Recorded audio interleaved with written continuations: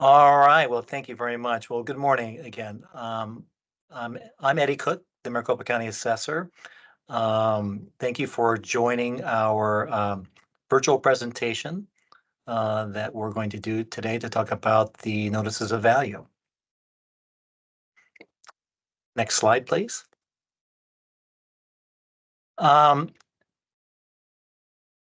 This past February 14th on Valentine's Day marked my 4 years of being the county assessor. How time flies. So, Valentine's Day for me is my first date with my wife when we were in high school, but also was my appointment on as the assessor 4 years ago.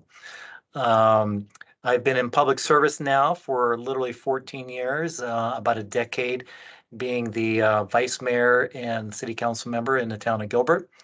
Have been involved in many wonderful community experiences in trying to end domestic violence here in the state of Arizona, as well as being very much involved in water issues. And water is very, very important here in Arizona. My background is in technology. Graduated from Arizona State University, go Sun Devils, with a bachelor's degree in engineering.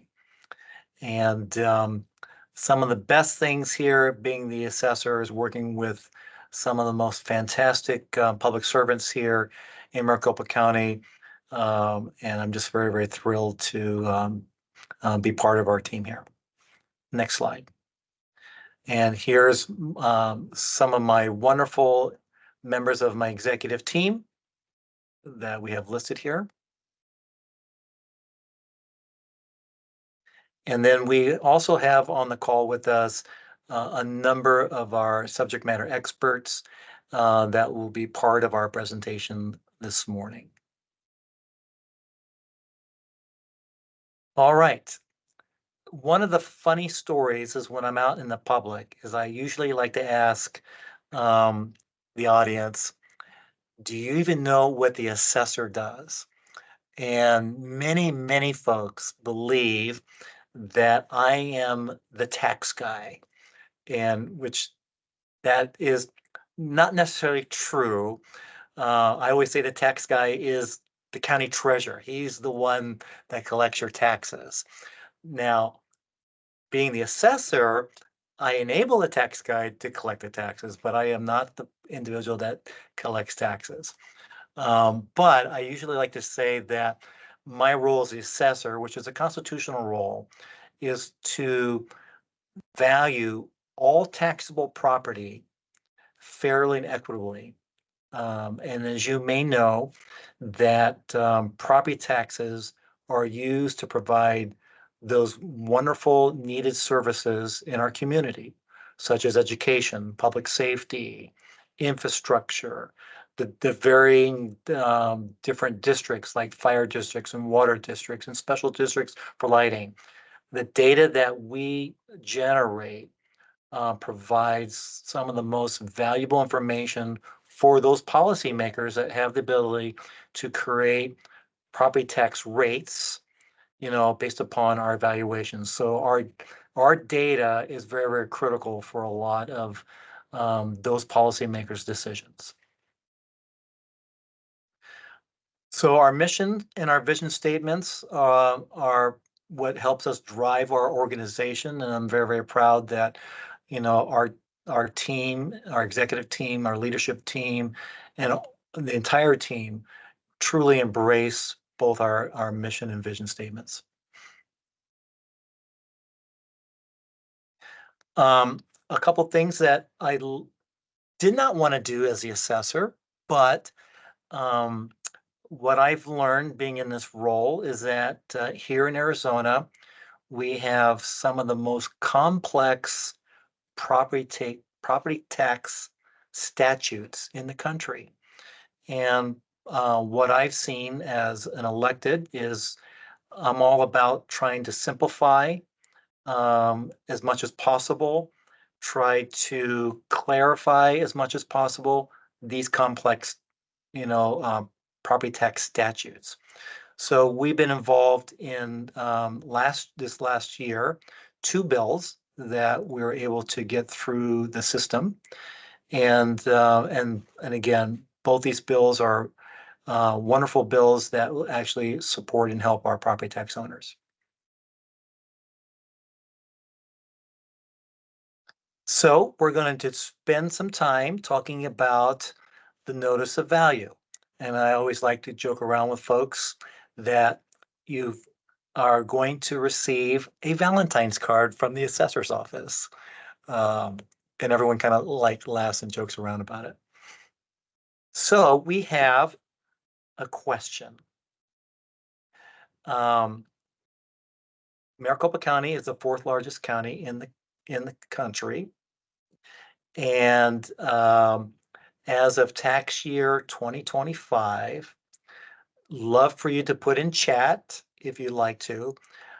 What do you believe in 2025 was the total cash value of all the properties that we have in Maricopa County?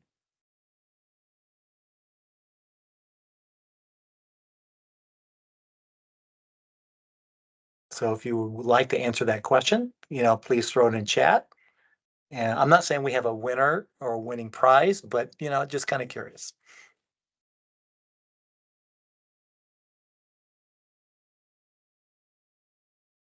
Well, that is an amazing number. That's a lot of digits there. Thank you.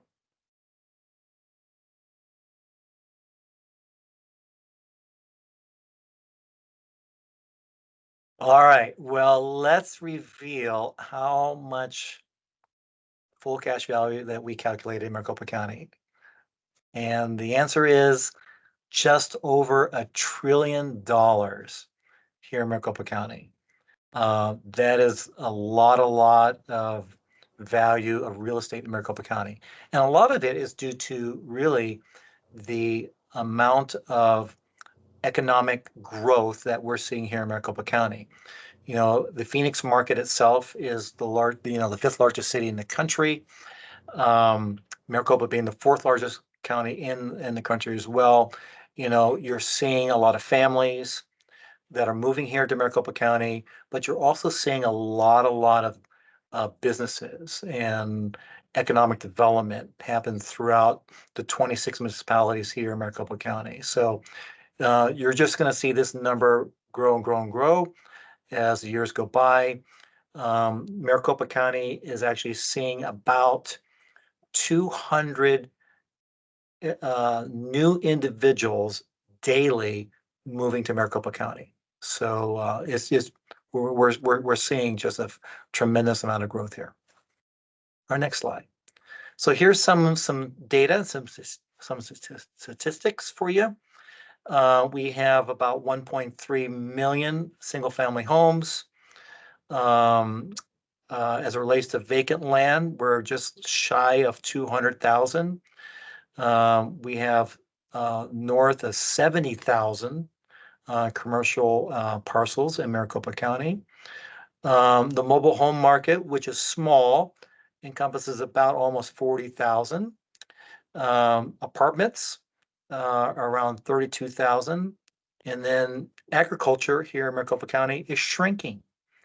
And we're now just north of 10,000 parcels.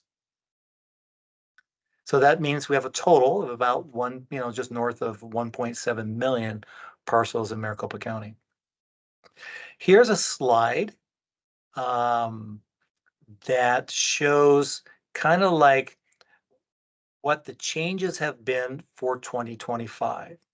So for many years, we've seen that the full cash value of pretty much all the properties in Maricopa County have been on the increase.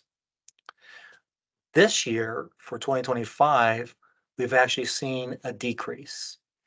And it's probably the first time in a long time that we've actually had a decrease in pretty much all the categories in here.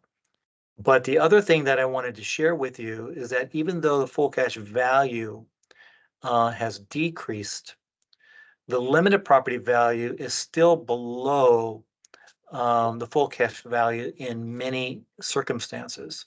So about pretty much 95% of all Maricopa County properties saw about a 5% increase in the LPV. And as many of you may know, is that property tax is based upon the limited property value and not the full cash value. So we're going to probably get a number of phone calls that says, well, Assessor Cook, my full cash value went down, but why did my limited property value go up? And that's where I spend some time talking about Proposition 117, which was voter approved back in the year 2012 and was implemented in 2015, that basically reset how property taxes are now calculated or used in the state of Arizona. And it's now based upon the limited property value. And in that proposition, the most increase in your LPV would be a maximum of 5% per year. And the LPV is trying to catch the full cash value. And right now, in many cases, most properties, full cash value and their limited property value, there's a large gap. So I'm not sure in my lifetime I'll ever see the limited property value ever catch the full cash value, but that is what is basically happening year after year after year, especially in Maricopa County, where the LPV is increasing by 5%. All right, with that, we're now going to get into a little bit more of the weeds, and I'm going to turn this over to Jennifer. Eddie, Uva's going to take over from here today. Unfortunately, Jennifer's out sick. I'm gonna substitute. Okay, well, Thank you. we have a wonderful team member, Uva. You know what? Please take over. Thank you. All right, thanks, Eddie. Again, my name is not Jennifer. It's Uva Holhoff, and I'm part of the team that was responsible for the development of the 2025 values. So basically, the slides that I'm going to talk about here are going to give a little bit of a historical perspective of our 2025 values relative to prior tax years. And we're going to take a look at some of the historical trends for some of our major property types, such as commercial, multifamily, and vacant land. So basically, what this slide here, what we're showing here is basically a representation of the prior slide in a more of a historical context. Tax year 2024 had its highest median values across all of those categories that we had on the previous slide, with the exception of commercial, which reached its highest median full cash value this tax year. Commercial, as like I say, Eddie noted on the previous slide, did go up slightly, just over 2% from the prior tax year, and that's our only category. And again, these categories are fairly broad, but it's our only predominant category that actually went up, albeit slightly. Okay, next slide. All right, so if we look at commercial construction, last year we had about just over 600 new commercial properties come online with the construction year of 2023. Not a significant difference from the prior year. The prior year was just probably about 620 or so. I will say that the majority of these properties that have been coming online for commercial are commercial condo type properties. Similar to the time period between 2004 and 2006, there appears to be quite a few commercial properties added to the roll at that particular point in time, the majority of which, I think somewhere in the neighborhood of 60 to 70%, represented office or medical condominiums that were being added.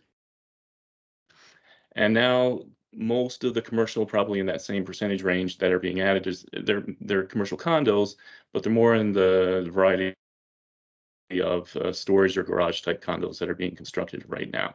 All right, next slide, please. Okay, commercial sales. So we've had a pretty significant drop off in the number of commercial sales over the past couple years. From 2021 to 2022, we dropped about 25%, and there's about 30% drop from 22 into 2023. So from looking at that from a historical perspective, you pretty much have to go to our kind of our post-recession period back to 2012, 2013 to find a similar volume in terms of the number of transactions for commercial property. So like I say, we've had a significant drop in pretty much all categories, as you'll see moving forward here in terms of the number of sales that we've been having. Next slide, please.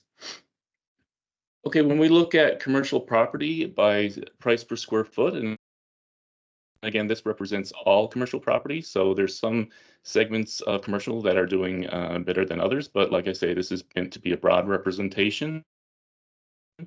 The last year or so has been fairly stable after, a consistent run up in commercial value since, like I say, the post-recessionary period back starting in, January of 2012. But like I say, over the last year, it's been relatively stable in terms of maintaining a price per square foot, somewhere in the neighborhood of about $250 per square foot for commercial property. Again, very broad. All right, so if we were to break that down a little further into our use code digit categories, summarizing on the first two digits, there is some variation overall, and this is a little bit of a different slide from the first one that measured median full cash value. This is the median percent change. So overall, again, similar, close to the initial slide of I think it was 2.6. This is an overall median percent change of 2.8%, significantly lower than our significant increase in 2024 of 23%. And you can see there are some categories that are doing better than others, especially in the industrial warehouse space. That market has been fairly robust over the last number of years, certainly with a lot of the development in the East Mesa and along the 303 corridor in West Maricopa County. One category that I will point out that may look a little, you may raise your eyebrows a little bit, is in the offices. The majority of this category is actually represented by commercial condos, but if you look at larger office buildings, that percent change is actually closer to the median percent change, actually a little tiny bit lower. So the 5% change in offices is basically dominated by the change in commercial condos, which went up about 6% this year for offices. All right, next slide, please. Okay, vacant land, again, similar story as commercial. We had a pretty significant drop from 21 to 2022. I think it was about 40%. And, this year, 2023, in developing the valuation models, getting vacant land sales was a little bit of a challenge in some market areas. So again, a drop of about 30% from 2022 to 2023. And again, looking at it from a historical perspective, that pretty much lines up with, our post-recessionary period back in 2012 and 2013. So next slide, please.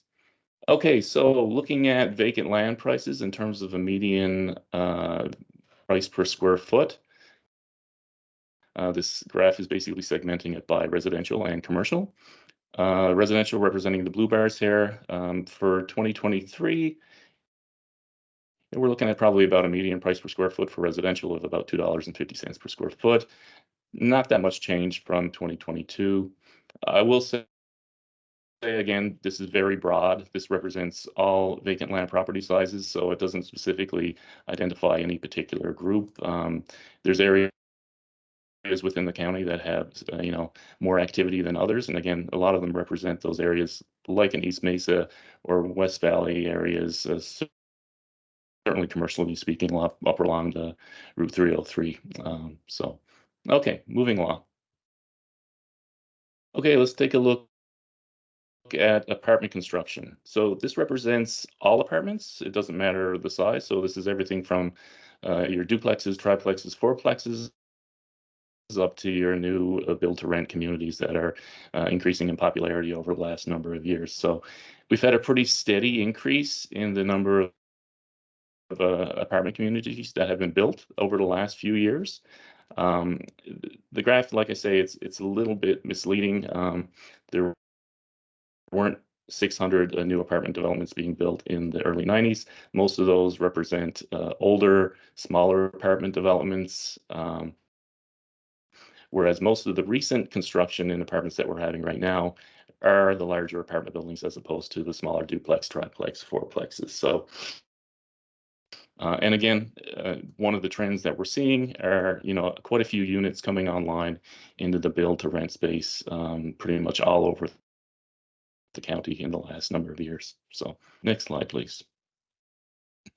All right, so in terms of transactions, similar to our trends with commercial and vacant land, I'll talk first about the larger apartments. We only had 50 transactions last year of larger apartment buildings, which has dropped significantly from, certainly from 2021, where we had a really robust year in terms of the number of transactions for apartments. It cut in half to 2022, and then more than half in 2023. And that trend doesn't seem to be changing. Just looking earlier this morning in terms of the number of transactions, I could only find 2 that were recorded in 2024. I know it's still early, there's things that can change, but it doesn't appear that trend is in the immediate future changing that much. So, and again, talking about 2 to 12 units, significant drops in that category as well. So the very first slide summarized apartments based on an overall category. When we develop our evaluation models, we actually divide them into different groups. We have a market model for 2 to 12 units, and we have our income model for our larger apartments. So when we look at the change in both of those categories as it relates to median change, the median apartment value for 2025 is 17.6 million, which dropped just over 8% from tax year 2024. A little more modest change in the smaller apartments, 2 to 12 units, of just under 3% year over year. Next slide, please. Okay, so in terms of market sales, this graph is representing the median sale price of the smaller apartments. And, for the most part in the last year, it did drop slightly. You can tell by the graph here, there's a little more variation towards the ending period, but overall, we're probably between $600,000 and $700,000, sorry, for sales of smaller apartments in the last year or so. Next slide. Okay, let's take a look at our larger apartment sales. Post-recession, it was pretty stable, and then we started having some pretty significant growth starting 2016. That kind of peaked in the first quarter of 2022. We had significant increases in our apartment values for tax year 2024. As I've referenced in the previous slide, our larger apartments dropped about 8%. We were getting sales in early 2022, late 2021. It wasn't uncommon to have quite a few sales over 400,000 a unit. We're not seeing really as many of those anymore, both in terms of the price per unit and also in the volume of sales that we're actually having. So right now, on a median basis, and like I say, that just represents all investment classes, we're probably about 250, between 250 and 300 a unit for apartment sales. Next slide, please. Okay, so like I mentioned previously, I'm part of the team that develops the valuation models that calculates our full cash values annually. So we build about 75 or so models annually. So we build models for residential, condo, vacant land, and the approach that we use, our market for all of those, in addition to 2 to 12 unit apartments. We value our 13 plus units on income. We also have a model for hotels and resorts that are over 200 rooms. And for commercial models, we have commercial models for commercial condos, for warehouse, industrial, and smaller offices that are less than 22,000 square feet. And again, valued using the market approach. All other commercial property types are valued using the cost approach, of which, from a modeling perspective, we would be providing the land values for. Next slide, please. Okay, so my final slide is just a reminder, and this is something that we've had in place probably for the last 12 years or so. We do have a commercial cost sub-market adjustment that's applied to our office buildings that are over 10,000 square feet. This is the only category for sub-market for tax year 2025, as it has been for the past few years. I do have to make a correction to the slide. It's no longer based on commercial market area and use code. When there was other property types getting a sub-market adjustment, it was based on market and use code, but this is the only property type that's receiving a sub-market, and the sub-market adjustment is actually applied to the improvement value only. And the schedule that you see on the slide here is basically what's being applied. So if there's a brand new office building over 10,000 square feet, value on cost, there is no sub-market adjustment. Anything that's basically older than 1990 has a sub-market adjustment factor approaching 50%. So, and it's basically a bit of a linear relationship prior to that. So in terms of the magnitude of the adjustment. All right, so that's everything that I have. Thank you. Well, thank you very much. Our next presenter, I believe, is going to be Kim. Yes. Hi, I'm Kim Jaskin. So we just kind of want to do an overview of what the tax appeals were for numbers were for 2023. I don't know if Eddie wants to discuss anything about how we provide fair and equitable valuations. As you can see, if you want to click through here, some of the numbers in other counties, like Harris County, I think there's Cook County, Los Angeles County, and then of course Maricopa County. And you can see that we have a significant decrease compared to those other counties. Eddie, did you want to say anything on behalf of this slide? I think that's what he wanted to cover. Thanks, Kim. Okay. And then if you want to go to the next slide, please. And this is more of the breakdown of what the appeal numbers were for last year in 2024. We did have a slight uptick on the amount of appeals we received. We received 790 paper appeals, and then we have a significant amount of online appeals, but it was on an increase of only 9%. There's a further breakdown, as you can see, how many appeals we received for commercial and land, residential, and then just legal class only. Legal class only had the highest increase of appeals, 125% increase from the previous year. So, but residential and legal class are number one appeals. And then if you want to go to the next slide. So for the appeal season, which is occurring now from February 23rd through April 23rd. So in order to file an appeal, you can obviously file it through paper or through our online portal.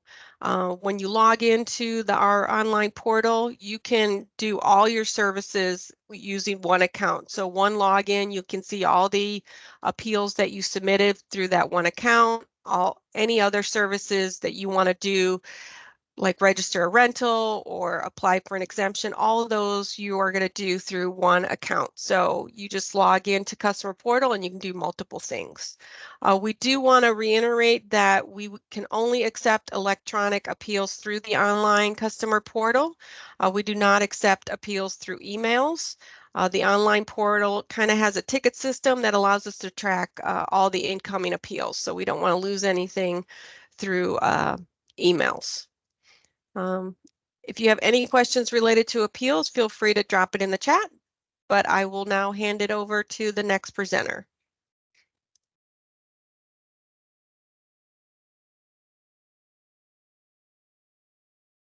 And I'm going to turn this over. I think, Sarah, are you taking the first part of this? Yes, I am. Okay, thank you. So good morning, everybody. I'm Sarah Stanley, the Director of Administration here at the Assessor's Office. And I just wanted to go through a couple of things that are new for this coming year. Next slide, please.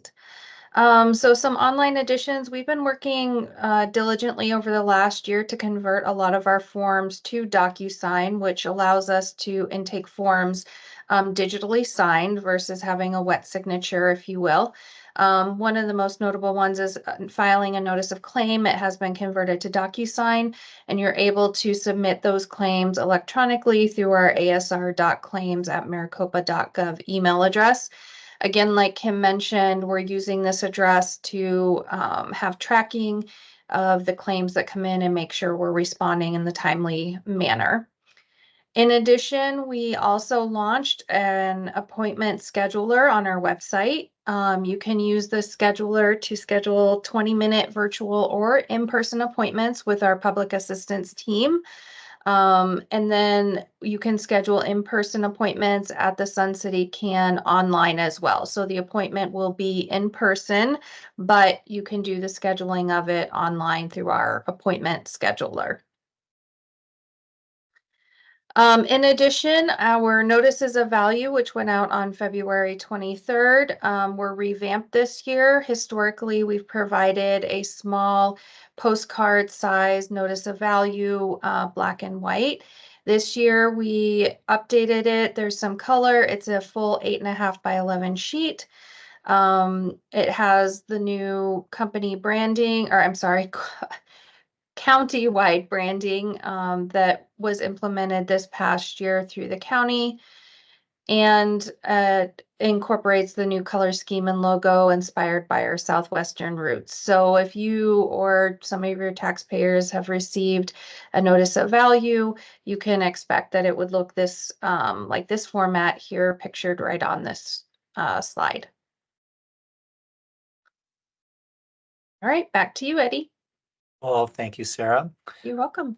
Well, one of the exciting news for us in 2023 was our office, the assessor's office, was recognized as one of the best places to work in Arizona. And there were over 5,000 businesses that applied, and there were 137 organizations that made the best place to work in Arizona for 2023. And our office was the only government agency that actually got the recognition. And a lot of it was really, to me, due to the wonderful professionals that we have in the office, accomplishing a lot of our strategic plans and our goals that we had set forth back in 2022. And our team, has obviously embraced and responded to that very well. And we just get a lot of wonderful feedback from the public that our website is extremely informative. It's the best website to use as it relates to government because our data is so wonderful. So we just are very, very appreciative of, just again, all of the wonderful team members at the assessor's office providing the highest level of professionalism while providing really the world-class customer service that we have here in the assessor's office. Well, we're coming to the end of our presentation. There's a couple ways to keep in touch with us. So obviously, we're downtown here in Phoenix, near Jefferson and 3rd Avenue. Our public assistance, counter is up on the 2nd floor. The treasurer is down on the 1st floor. So we operate, Monday through Friday from 8 to 5. You can call us or you can email us. We're also available both on Facebook, LinkedIn, Twitter or X, as they're calling it, and Instagram. And then if you want to, that little QR code there in the corner will take you to our website. So now we'll be open to hearing your questions that you may have.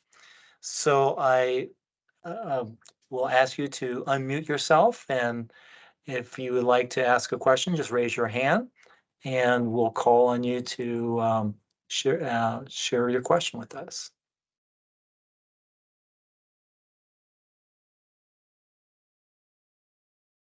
All right, Kelly. Hello. I also want to call you Councilmember Cook. I know, it's great to have you be the first. Perfect. Good to see you. Put a question in the chat as well. Can we get an update on, I can't, how to say this? I want to say quagmire, but that's not the right. Quagmire, the refunds or Casimir? corrections. That Yes. timing, how much, what do we need to be prepared for in getting tax rates ready for next year? All right. Well, I'm going to turn this over to Dawn Marie and have her answer that question. Thanks.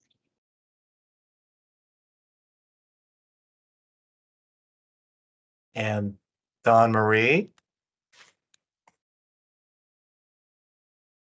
She might have stepped out real quick, Eddie. Let me make sure. I'll come Eddie, right I back to it. I can go ahead and give Okay. a quick There you go. update. All right, Sarah, Um, we'll turn it over to you then. Sure. So we initially sent out all of the decreasing notice of proposed corrections as a result of the Casimir case for tax years 2022 and 2023. To our knowledge, the treasurer has processed all of the 2022 resolutions. That is their mechanism to update their tax roll and provide the refunds back to the taxpayers. So that's where the decreasing NOPCs are sitting currently. We are right now putting together a timeline because there will be some increasing limited property values as a result of the Casimir case as well. I believe at this time they will only impact tax year 2022. So we're putting together a timeline for that, and we'll be sending those out within the next few months to correct the tax roll for any increasing LPVs. So that's kind of where we're at. So you can probably see within the next 2 or 3 months increases going out, and then the treasurer still has yet to process the resolutions for any decreasing limited property values for tax year 2023, and I don't really have visibility on when they're going to complete that yet at this time. In terms of the financial impact, I could not speak to what that financial impact is. I know the treasurer is putting together a total amount. But other than that, that's outside of our jurisdiction, so I couldn't speak to that at this time. Does that answer your question? We know what process will look like. Just the money that we get for property tax collections is going to be lower than we expect because the resolutions are I guess lower or higher depending Right. on which way Yeah, they I go. understand what you're asking. I don't know what the process is going to be because again, that will be out of our hands. That's going to come from the treasurer's office in terms of how they recoup any refunds that they may have had to process.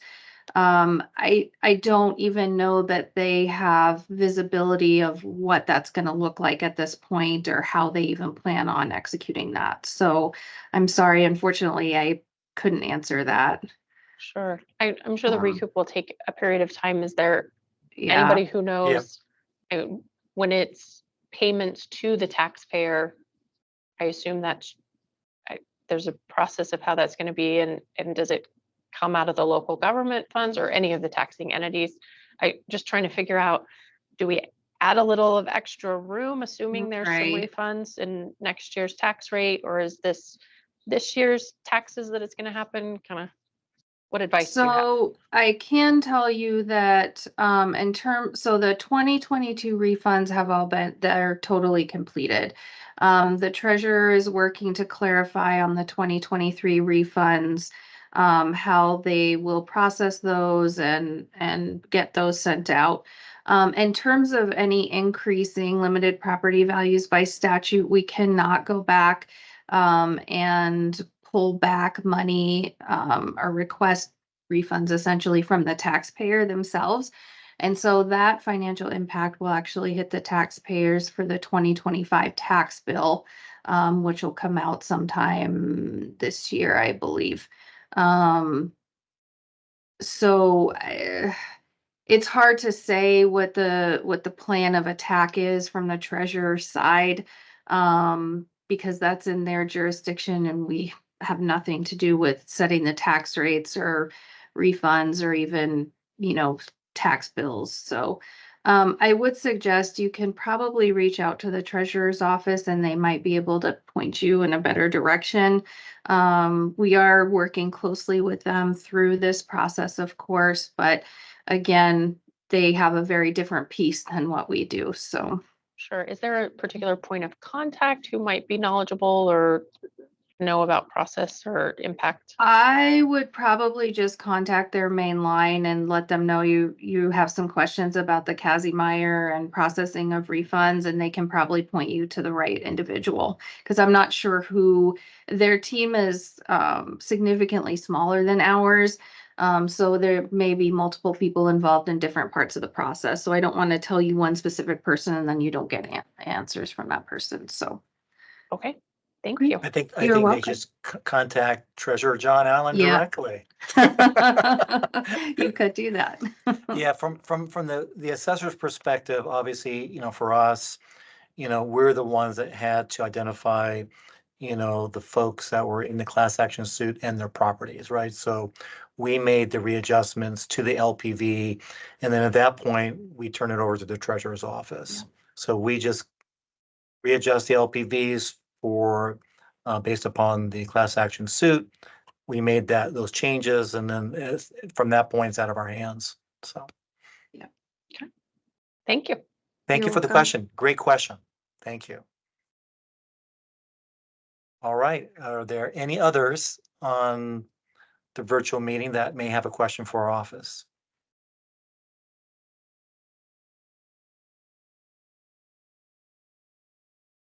Eddie, sorry, I just wanted to clarify something very quickly Yep. because I realized I was talking about one thing and the question may have been about something else from Kelly.